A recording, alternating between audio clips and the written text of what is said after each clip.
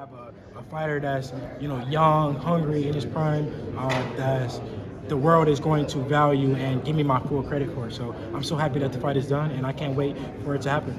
If it wasn't going to be JoJo, who did you want to face? It was a lot of different opponents that we were going through. We were thinking about jumping up to 140. We were trying to figure out who it may be, but at the end of the day, we got JoJo Diaz, and I'm so happy everything worked out and played out right. What do you take from the Linares fight and you bring that into this one? I learned so much. It was my first time ever being buzzed, first time ever being hurt. Never been hurt in sparring, never been hurt amateurs, nothing. So, I gained experience from it, and it's giving me even more confidence knowing that he hit me on his chin with his best shot, and I was still standing. I didn't. Lomachenko hit the ground. Campbell hit the ground. Ryan Garcia hit the ground against Campbell. So, it just showed that, they can say what they want to say, but my chin can't be that bad. People say, I do this, I want to get your views on this. How far are you away to being the best lightweight in the world, or do you feel like I'm already there? Obviously, I feel like I'm the best lightweight, and I'm sure the other lightweights will tell you the same. I don't feel like, no lightweight out there could beat me, and I'm willing to put it on the line to prove it. I'm not just saying it. I'm showing that I will fight whoever.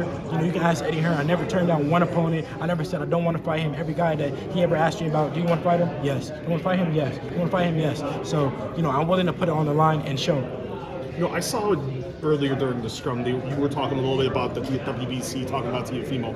And the question I wanted to ask about that was, why doesn't WBC just make the fight? You have a title, he has a title. I don't really feel like it's on the WBC. I think at this point it's on the fighters. He petitioned to get the franchise title. He wanted to. When Lomachenko had it, he petitioned to get it. What's his name? My bad. That's mine. Yeah. He petitioned to fight for the franchise. So at the end of the day, if he really wanted to fight, then he would just say fuck that franchise. Do you feel like he's avoiding you at this point? I don't know. At the end of the day, we gotta see. He says that he wants to fight me. He said that we're gonna make the fight happen. So after this, I'm victorious. He's victorious. We'll see. I've talked to Eddie, and Eddie felt pretty confident that could happen in the spring. We'll see. I don't know what you're saying. Eddie said he's confident. What I say? Does that happen? Do you think that should be next, just based off what we saw in Fresno and everything going on? Of course. Obviously, I do feel like it should be next. I want to make that fight happen. I want all the belts. I don't want to go up to 140 without getting all the belts, but I will if we can't make the fight happen. But obviously, I want to fight and get all the belts. Thanks, Devin. Your father was talking about how there was actually like an in-house option for you to fight instead of JoJo Diaz. And you guys kind of put your foot down because there is a tension that you guys have to build your career the right way and take on the right guys as you're climbing that ladder to ultimate greatness. Of course I don't want to just fight a random Joe Blow and collect money. Obviously I want to fight the best fighters out there. I want to prove myself. I want to show the world that I'm the best. So I don't want to just fight anybody's and collect money. That's not my thing.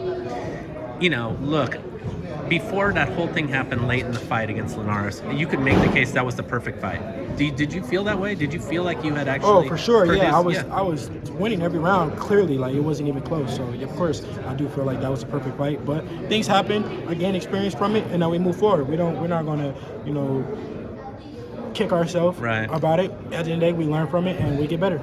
The best fighters are always the ones that are the most honest with themselves about like things that they can improve upon. Yes. What are you still working on? Crazy thing. I'm so competitive. After the fight, Chris Mannix asked me. He said, "Were you hurt?" I said, "No, I wasn't hurt." But I had to look at it, see it. Okay, I was hurt. Okay, I understand it.